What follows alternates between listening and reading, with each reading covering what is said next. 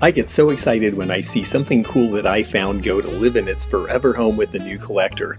And so that's why we do these What Sold videos, so that you can learn what I'm learning as I'm selling items on eBay at auction. We can see a current picture of the market. So let's take a look at what sold and where it went and why. The first item that sold was this really fun witch. We got this listed just in time to sell in time for Halloween, and we did it on a buy it now so somebody could get it in time for Halloween.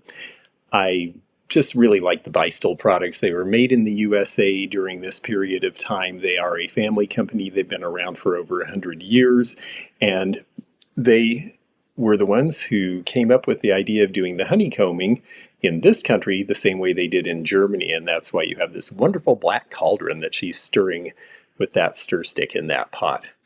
And this is out of the 1970s. Such a great face, green eyes. Yes, she's somewhere between cute and evil, and that's what you want in a Halloween witch. And somebody really enjoyed her, and she started out at $7.99 and went for $19.99 on one bid. Buy it now. This piece I think is so cool. I like the Blenko paperweights a lot. The astrological series from the early 70s came in all of their colors, including this really vibrant orange. They called it tangerine. It's really almost an amberina, as you can see. And I like the modernist design with the scales. I believe this is one of the last lines that Joel Philip Myers did for them before he left. They also did Suncatchers that were bigger, that have the same designs and had holes in them, so that you could hang them as room dividers or hang them in a window. I just think they're really neat. And wow, the prices have gone up. I used to see these in thrift stores. We used to get $20 a piece. Now we are getting $51 on 16 bids, and I can see why. Part of it is that timing was good. It was the month for Libras and October when we put this out, and so that helps, but also it's just a really cool piece. I was so happy this sold and it did well. It's a great piece. This is by North Beach Leather. They were definitely one of the big leather companies of note. They started out in the 60s in San Francisco, and by the 80s and 90s, they were doing these really, really fun, very vivid, very colorful jackets, like you would see the women in rock and pop music wearing at the time. Pat Benatar, Sheena Easton, they all wore something like this. Long sleeves and a short waist. Lots of stripes, lots of color, lots of zippers. It's just fun. And I was so pleased also because I was helping a friend of mine who went through Hurricane Milton, and I'm so glad that we got this piece out and on the market, because it would have been destroyed in the hurricane. So a blessing for her as well as for the person who got it. And it went for $150, $250 on 4 bids. They do sell for real money now. This is really cool. I just think these are so fun. I love anything that's a miniature. This could be used as a dollhouse miniature, but originally they were advertising still banks for Youngstown Kitchens. And Youngstown Kitchens were the ones who made all of those really great steel kitchens back in the late 40s and early 50s. The one that's in the wrapper still, I did not take out of the wrapper because it is the original cellophane, and that is a dishwasher. The other one here is the 48-inch deluxe twin cabinet sink. And you were supposed to save your money so that you could buy one of these from them. And it has the original cellophane too, but it was loose enough I was able to take it out and show. And this went for $37 on 13 bids, and they do typically sell for somewhere in the $15 to $25 each price, so that was a fair deal. This guy I've never seen before, and I've seen a few Hitler pieces from the home front. I had never seen a Musolini piece from the home front before. These are chalkware. A whole lot of this was made by various little companies in 1942. People were so shocked and angered by the war coming to us after we had tried to isolate ourselves from it that there was a big psychic reaction. And so you see pieces like this with Hitler, with Mussolini, made very quickly by small companies. This one was a little outfit out of New York. It's got a patent pending, 1942 on it. And on the bottom it tells you what to do with it. It says Rambunctious Benito. his mouth is large and round. It makes an awful sound, and basically you're supposed to put your ashes or your garbage in his mouth. And that was a way to remind people on the home front, hey, these people are the enemy, and we are fighting some really terrible people here. And so we don't see things like this very often. It went for $75 on 2 bids. I had not seen a Musolini before. Some of the Hitler ones can go over $100, so I wasn't really sure what to expect, but I was very happy that it went to a new home and that they thought it was interesting and novel like I did. This was just a happy memory for me. My mother loved the Max Factor cat in the dome, and she ended up collecting several of them. But back when they were still new as gifts, she was given one by one of her sisters back in the mid-70s. They were in production from the 50s until the 1970s, and the earlier ones have a metal locket around their neck. The later ones have the pearls around their neck. And they had various Max Factor fragrances in them. This one happens to be Hypnotique, but they also had my mother's favorite, Primitif. They're just so cute with those colorful feathers. They'd come in orange or magenta. I think there's white ones, blue ones, and the rhinestone ice to match. Just really fun. And what a great idea as a Christmas gift package. And it's only 1/8 of an ounce of perfume. So that was pretty smart on the part of Max Factor. But Max Factor was a pretty incredible person. He was the one who figured out that the makeup in Hollywood had to change because we were doing close-ups with cameras. It's not pancake makeup for theater that you can see from way back in the back row. It has to be subtle and soft and look natural. And he managed to do that and became the makeup artist to the stars and parlayed that into a giant successful company. I was also very happy where these went. These went to a viewer who has a small collection of license plates that directly relate to cars that were in his family and places that they were. And I believe he said his father had a 1961 vehicle in Illinois and would have gotten this exact setup in the original package that you see here. Keeps highway safety first. These are absolutely mint. Illinois was a big state, and so you see more of these, especially because back then you had to change your license every year in Illinois. They were one of the last states to stop doing that, in fact. And so Illinois plates of this sort don't go for as much as some of the other states. I was doing a little experiment here on the behalf of a client of mine who had a few sets of these. We tried one at a show, one at an antique mall, and one on eBay. And I have to be honest, they sold for more money at the show and in the antique mall. And that is one of the reasons I still do real world selling. You do give up a certain percentage of your profit to the post office when you sell online. And so it's not always the best way to sell items. And so that is part of why we do these experiments, is to figure out in the future, where will we take these things to sell.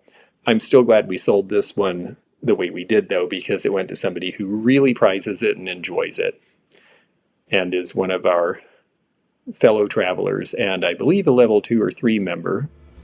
And the reason I mentioned level 2 and 3 members is that they are the reason that we get to do these deep dives, take the time that it takes to put these fairly complicated selling videos together and give you more information about these things. And so if you find that valuable and you're not a member, well, if you're a level 2 or 3 member, you get first access to this bonus video in thanks for your contribution. So you can check out how to do that by going to the membership links under the dashed line in the description of this or any of our videos. This is a cool piece. We sold last month a Newton Advertising glass brick paperweight. They were the company that made the paperweights, one of the companies, and that one had dice in it, and we thought, well, that did pretty well, so let's try this one.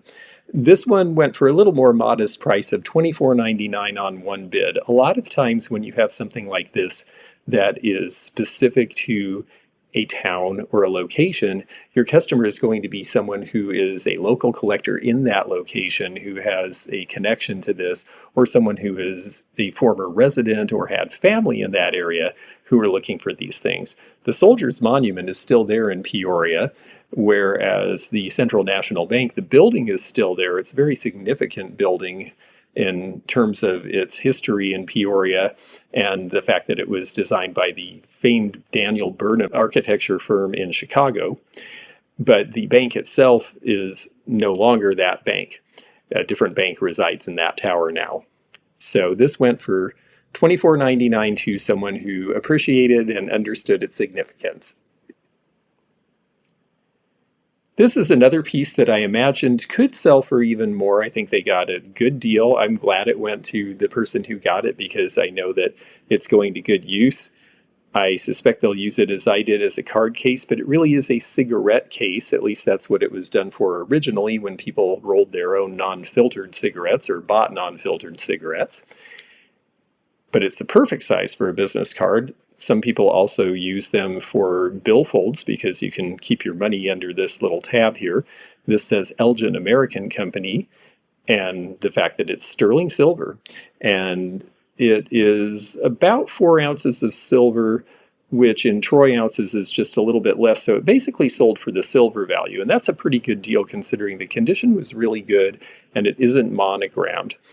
Again, one thing about pictures online, my photo booth takes really clear, excellent pictures. In some ways, they're almost too good because this looks more worn than it really was in person. I think it really amplifies scratches and wear patterns in the light in a way that when you're using the piece, that wouldn't really happen. So I think that may be why it didn't sell for more, but I'm satisfied for what it got. It certainly got at least the low end of what it's worth, and with shipping, it sold for about the right price. This went for $9.99 on 2 bids. Eisenhower was a successful president by most measures. The economy was reasonably good most of the years he was in office.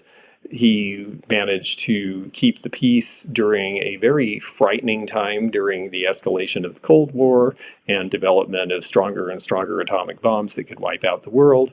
And he managed to keep people calm and make them feel like they were going to see another tomorrow. And because of that, the United States really boomed in the 1950s. This has a signature on the back for Bogoff. That is a good costume jewelry designer. You can see it on the right ear of the elephant there. And because of that, this piece is well made. It certainly could have gone for more money, but it went for a reasonable price. And again, you have to consider shipping. With shipping, this went for about $17 or $18, and it could sell from that price up to about $25. So it made the range when you take it in as a total package. But again, that's one of the reasons that you have to consider, is eBay the right place to sell these things? And part of the reason we do these sales is to experiment and find out what the answer to that question is, depending on the item. This, on the other hand, may be scary to ship, but it went all the way to Texas. It got there in one piece, and what a great piece. And it sold for exactly what it should have. I predicted $85. It got $85. I predicted that because I figured that there would be about $25 to $30 shipping, which it was. And they typically sell for between $100 and $125 in stores. So it was a fair price for the collector who got it.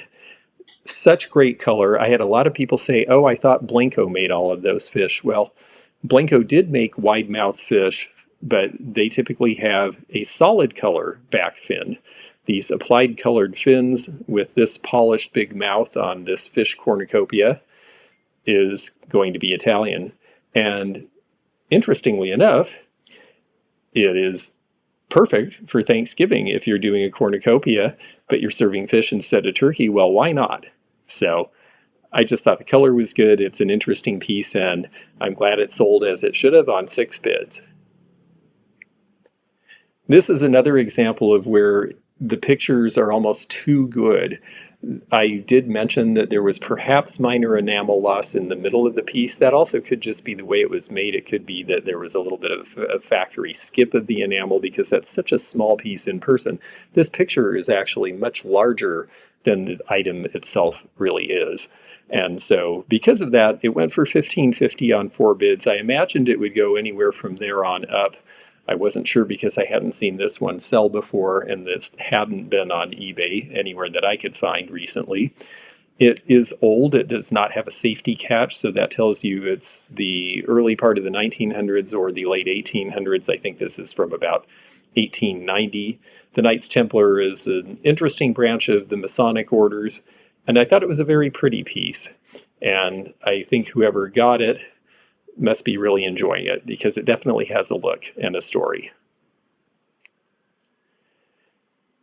This is a piece that came from a friend of mine, and I am going to have to take her out because she's been so generous and given me several things to sell and not charge me for them. And so I think that I know a place that she would like to go for dinner that's very nice, and I think I'll make arrangements for us to do that because she supplied this item to me. It sold for $26 on 2 bids.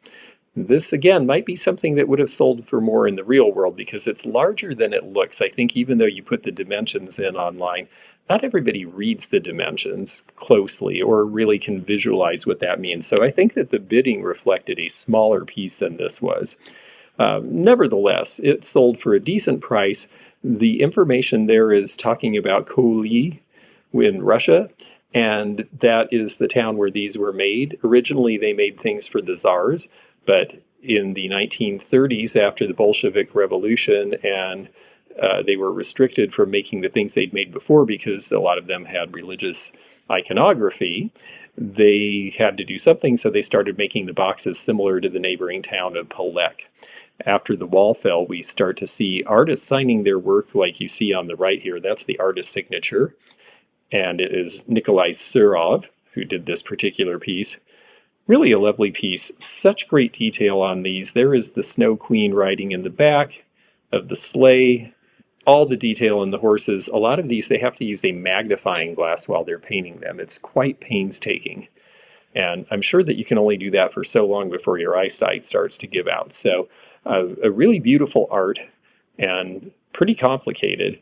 I am definitely finding that people really enjoy these if they're of good quality like this one is.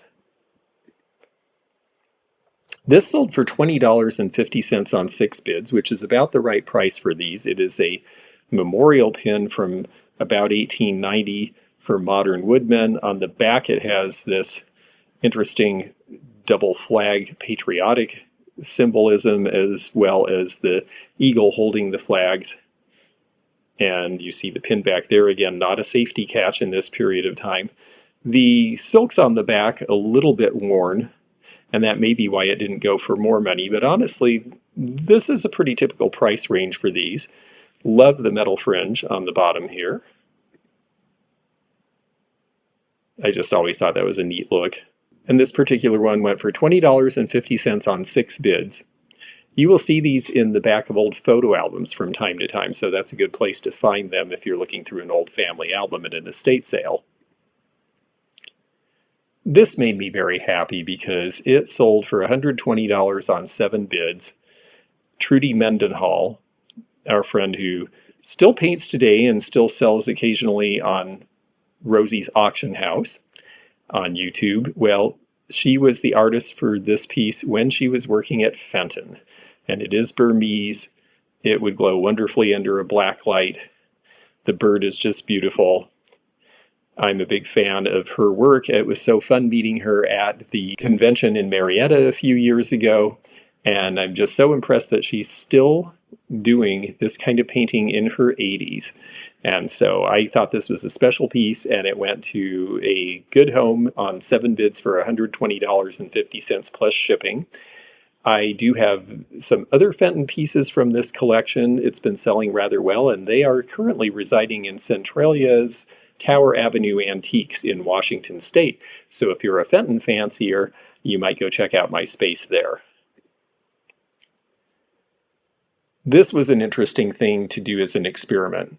We started this at $9.99. It is the last of a big collection of Star Wars figures that I have been selling for the past year or year and a half. And it is a pretty cool one. Now, when I first saw some of the sales online, I saw comparables as high as $700, and I thought, wow, could it go that high? I came to realize afterwards that those were 31 backs. Briefly, when The Empire Strikes Back came out, there were 31 items in the line. Well, there was such demand because of the movie, they quickly added 10 more, and the 41 back that you see here is much more common than the 31 back, and so that's why this piece sold for $245. It's number 12 of the 41 in this listing. You can see it right there, the FX7 medical droid. This piece is hard to get because it has lots of pieces that stick off of it that were easy to break. And so kids would play with these, take them out, and they'd get broken, and that would be the end of them. So this one is a particularly good piece. It's never been out of the box. It also was not punched. Punching means that you punch this hole out to hang it on a rack. This one apparently was sold flat in a bin, so it's about as mint as it possibly could be. And that's why 26 bids came in on it, and it went for $245. This piece I also got at the Goodwill along with that wonderful fish that we sold. This one I think would have sold for more had I not made a mistake. I ended up putting two of the same pictures in instead of putting the picture that showed the logo with the stylized F that said USA. I realize I say it clearly in the title, but a lot of people just skimming through, it's a later piece that they introduced in the late 70s as a completer piece for the very, very popular Desert Rose line. And so this piece looks a little thick and the painting looks a little heavy because it's near the end of production. By this point, they were about to be acquired by the company in England that moved all the production to England, and the English pieces are not as well made and not as desirable. And so I think people looking through quickly may have overlooked the fact that this was an American-made piece. Nonetheless, $9.99 was fine relative to what I paid for it, and I'm glad it will grace somebody's table for Thanksgiving this year. Ram Comics, this was an obscure piece. I don't do a lot of comic books, but it was certainly interesting. This is Megaton Comics, now in color. They were an obscure Chicago area company, and they didn't publish a lot, and they had trouble getting a lot of things out the door, which is why even though Megaton Special number 1 with Youngblood did not get issued by Megaton, instead Rob Liefeld, the creator, ended up starting his own comic book company later and issuing it at a later time. So this is the earliest mention of Youngblood, but Rob Liefeld's company is now the third largest comic book publisher in the United States. So it was something that spawned something very much more famous later on. This went to another member of ours who's bought several interesting things, and I'm very curious to see how his collection is developing, and so happy that I can contribute to it. And then the last piece, this beautiful, yes, uranium glass, Burmese. This is just the blacklight showing on the outside. It'll pop even more from the inside. When the beautiful shade that was packed in a separate box so that we didn't have to charge the $170 shipping that USPS quoted arrives at the home of the person who purchased this piece. Unfortunately, we are having trouble with the post office in Georgia. We've had several problems with larger items being sent through the Atlanta post office. They did not check it in correctly. It is floating in an endless loop somewhere. This happened once before. They sent a piece marked GA to Guam. It took 4 months for it to come back. The person eventually did get the piece, and I am hopeful that this person will also get the other part. She got the base. So, one problem about selling online is you don't have assurances that it's going to make it there like you do in the real world selling. And, I could have left this in a store and maybe someone would have just come in and bought it for $500 and put it in a bag and taken it home. I'm sure eventually this will work out. I've had 4 different issues with the Atlanta post office. They've all ultimately been resolved, although one of them involved damage that was not something that should have happened. So a little bit frustrating. If you're sending things to Atlanta, I would recommend not using USPS. I intend not to do that in the future. So we learn different things when we're doing these sales, And that is what I learned about this. But it is a beautiful lamp, and it will eventually, I'm sure, end up reunited with its new owner. So that's the wrap up for this month. I am so glad that you folks are enjoying finding out where these things go when they sell and the ins and outs of how they sell online. I hope this is helpful to you as resellers and also as buyers to learn a little bit more about what makes this part of the business tick. I certainly learn something every time I do it, and we'll see you again with another one next month. If you enjoyed this video, check out this one. Also, click thumbs up to like this video and check the description for information about our Patreon, our memberships. We've got a lot of different levels with different perks and bonus videos and early content. Also, please do check out our website, theantiquenomad.com, for appraisal help. And we'll see you again for more adventures in the antique and vintage community soon. Bye for now.